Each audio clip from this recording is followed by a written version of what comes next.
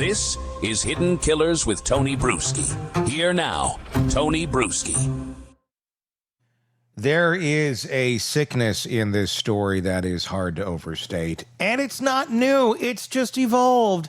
Ghislaine Maxwell was supposed to be the cautionary tale. The moment when the system finally proved that power, privilege, and predation could no longer hide behind money or connections, right? Instead, she's become proof that they still can.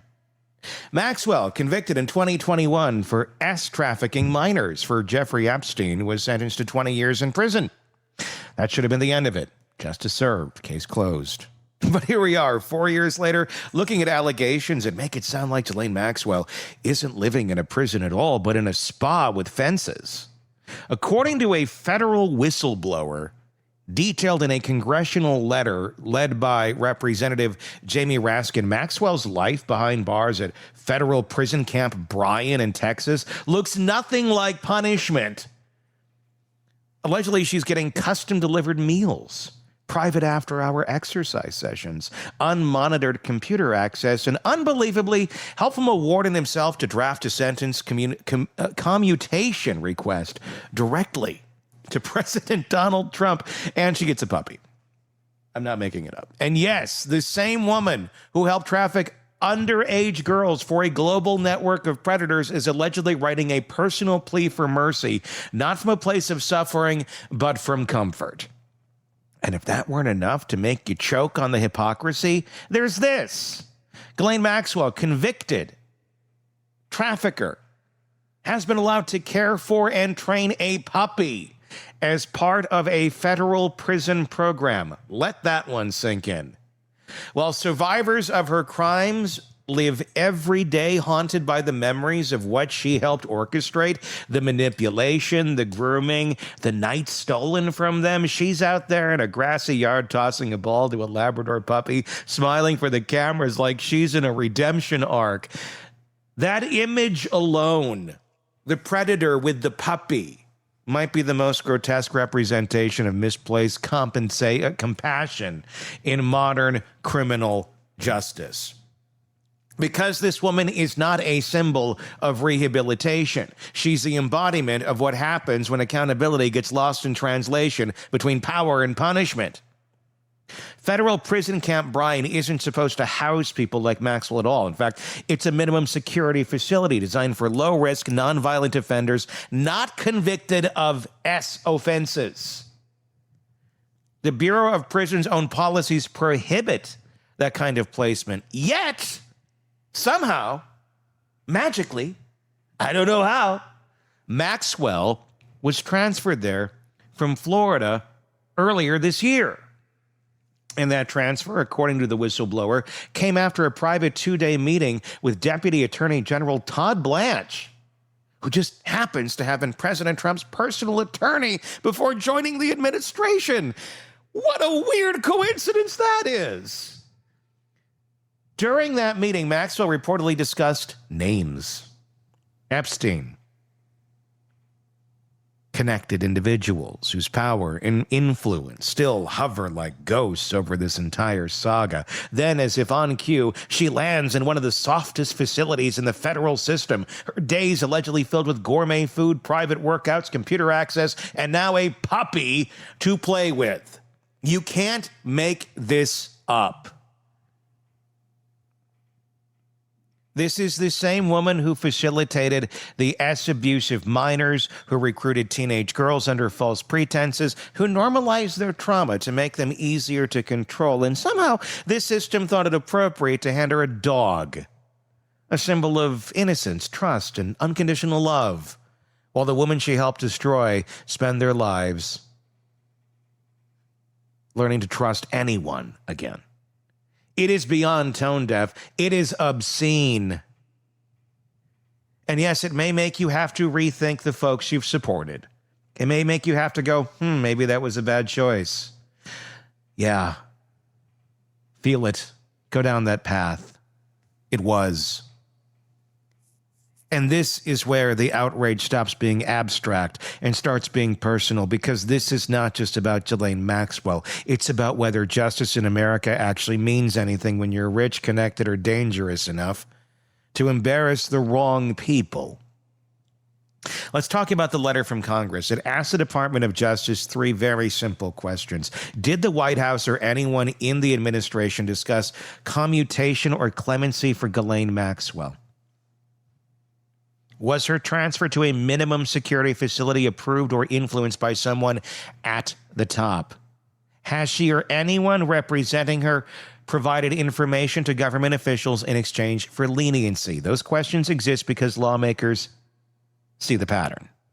First, the private meeting with a top justice official, then the transfer, then the perks, then the alleged clemency prep with help from a warden. It's not a coincidence, it's choreography.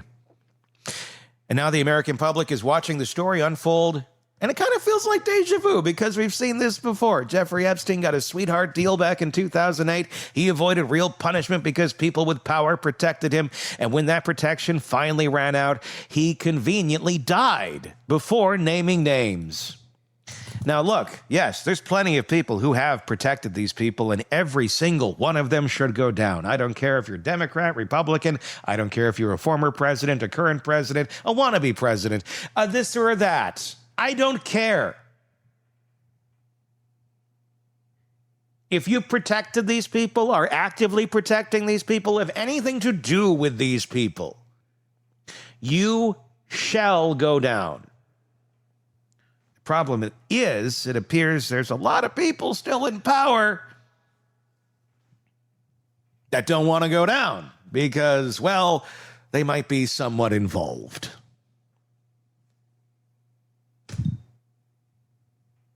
Now his partner in crime, the woman who helped him destroy lives, Epstein's partner in crime, appears to be living comfortably while preparing a plea for mercy from the very government that claims to be cracking down on predators. President Trump has repeatedly said he wants to expose the evil behind child exploitation. He's promised to be tough on traffickers. He's spoken passionately about protecting children from predators and holding the guilty accountable. Good. Then do it. This is where words meet action. Because if these allegations are true, then a convicted child trafficker, a woman who made a career of enabling the worst crimes imaginable, is being treated better than the women she helped victimize. And guess what, mister? We're going to take down predators and drain the swamp and all that shit. It's all happening on your watch, whether you want to admit it or not, and whether you want to admit you voted for him or not. It's your turn. You can't always go back to go, well, what did Biden do? What did Obama do? What did Bush do? What did Clinton do? Clearly not enough. So if you want to be the savior of the world and you want to do the right thing, it's your turn. You can't keep going back and saying, well, the ones before me didn't do anything, so I'm not going to do anything now either. At least that's the excuse that I see all too often on lines with supporters. Yeah, you're right. In the past, and I'm here to scream, I think most people are here to scream too, they should have. There's blood on their hands too. But it's your turn. And you hold the power now. So fucking do something. This is a moment where every speech about justice, every promise to defend the innocent, every claim to drain the swamp of corruption and privilege is put to the test, because this story isn't just about Ghislaine Maxwell getting a puppy. It's about the message that it sends, that even the worst among us can still buy comfort if they have the right connections. And right now it appears that's what that's exactly what you're enabling. So, Mr. President, it's time to prove the system still has a pulse. If you really meant what you said, and a lot of people very much question that, but here's your chance to stand up. This could be your shining moment.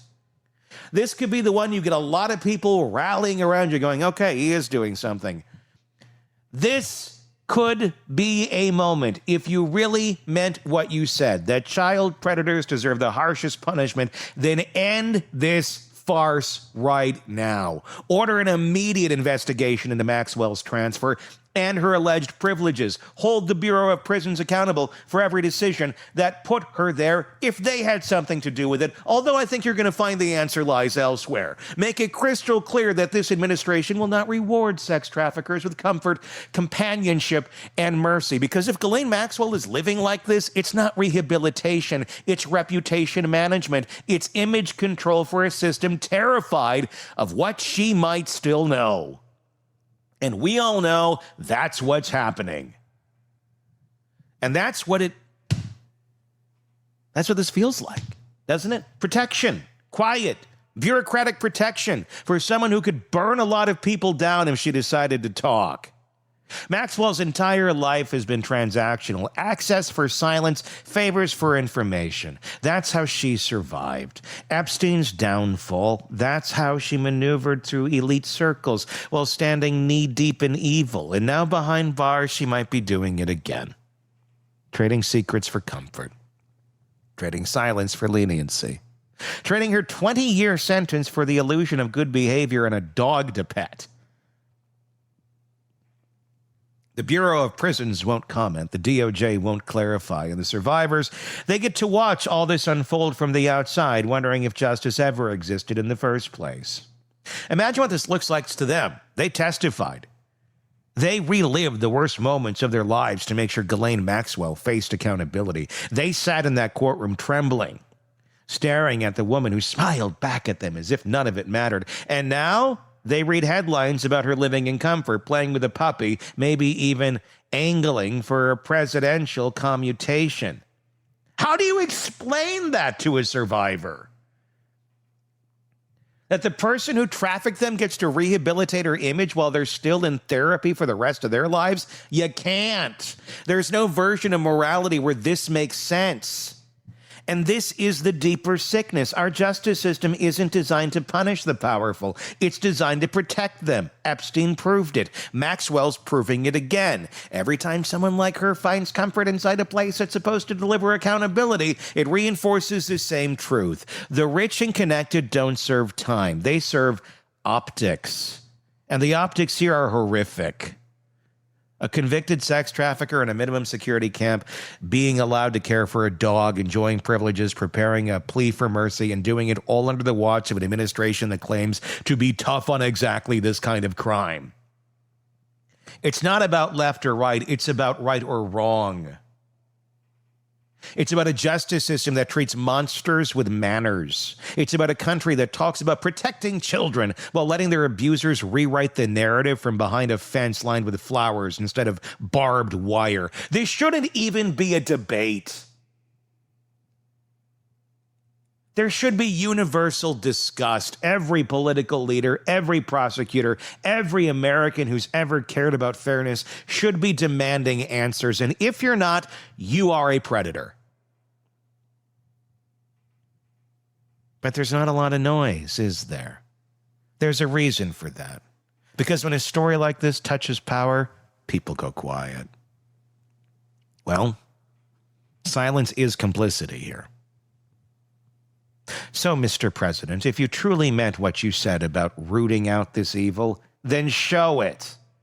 Not a press conference, not a campaign speech, in action. And pretending you don't know who they are, well, that just shows what a pussy you are to take any sort of action against this bitch. Am I speaking your language? If Maxwell is being treated like a guest instead of a convict, end it. If anyone in your administration facilitated this, fire them. And if she's sent that clemency request, reject it publicly. Make it known that your America, in your America, there's no forgiveness for child traffickers. I don't see why that's a bridge too far. Because anything less than that, anything that looks like indulgence, leniency, or comfort makes the justice system complicit all over again. We've already lost Epstein to suicide. That left more questions than answers. If Maxwell is now being protected in a different way, through comfort, through access, through soft treatment, then it's just another cover-up with a prettier face. The difference is this one's happening in plain sight. And the image, it sums it up. Ghislaine Maxwell, convicted sex trafficker, tossing a ball to a puppy while her victims fight to rebuild their lives. It should be burned into the consciousness of this country because it's not just wrong, it's a stain. So, Mr. President, fix it. Because justice isn't justice when the guilty are comfortable, and redemption doesn't come with a leash and a Labrador. Your thoughts in the comments section on YouTube. Please share this if you are outraged. And press subscribe. There's a lot more we're digging into here. And the truth will come out. Want more on this case and others? Then press subscribe now and don't miss a moment of true crime coverage from Tony Brueski and the Hidden Killers podcast.